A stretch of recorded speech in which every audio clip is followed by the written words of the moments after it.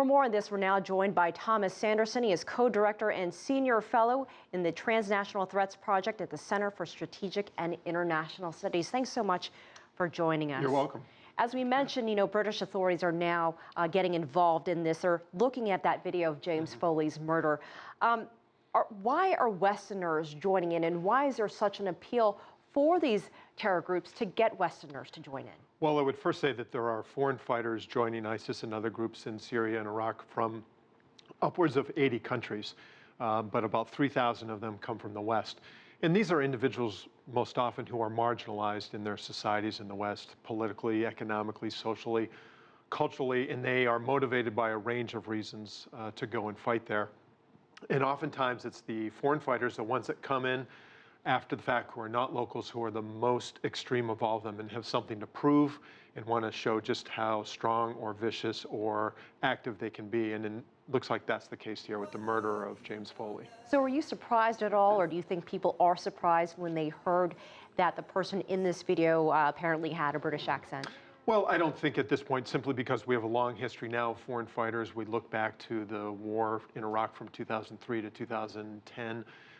11 when we departed, and we had many foreign fighters from around the world, upwards of 4,000 to 5,000 fighters from a lot of countries, not as many now. It's not a big surprise. We've known that fighters coming from the UK is something that we've tracked for quite some time. So it may be a surprise to some, but I think if you've been looking at what's been happening over the last few years, it's not a surprise. Is this video a tool for groups like the IS where they could use to recruit more folks? Does it help or does it hurt their cause? And now you have the attention of the U.S. president on this video. Well, getting that attention is something that helps because it shows that this group is able to grab the attention of the U.S. and possibly draw us further into this battle. That's their belief. Now, it would hurt their cause to some degree if they cared about what other people thought, and I do not think that this group cares about it. Don't forget, this is a group that was kicked out of Al-Qaeda's network in February of this year for being too vicious, for all of the activities they were doing, trying to bring the Syrian branch of Al-Qaeda under their wing.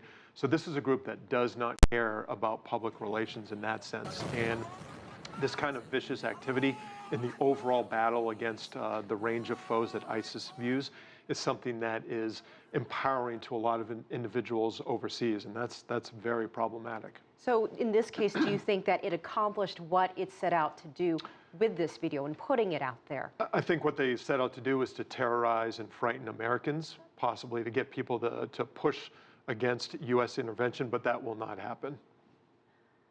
How have they evolved in years? Because you've said, the internet has played a huge role in spreading some of this around. Do you think that the brutality of the specific video can turn others in the opposite direction, as you briefly mentioned? I think it can. Now, we're trying to remove some of the partners from ISIS at this point, some of the Sunni tribes, Sunni militias, former Saddam regime loyalists.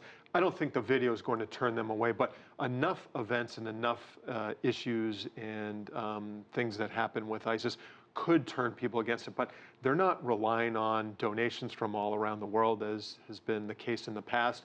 They're not on anyone's leash who would say, listen, let's try to reduce this. You may remember that in the summer of 2005, Al-Qaeda leadership sent a note to Baghdadi's predecessor, Zarqawi, and said, stop the beheadings and stop killing Shia because it is bad for our public relations.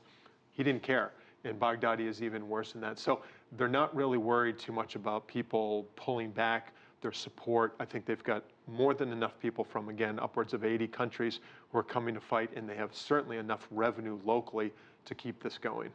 All right, Thomas Sanderson, we appreciate your time and your insight on this issue. Thank you.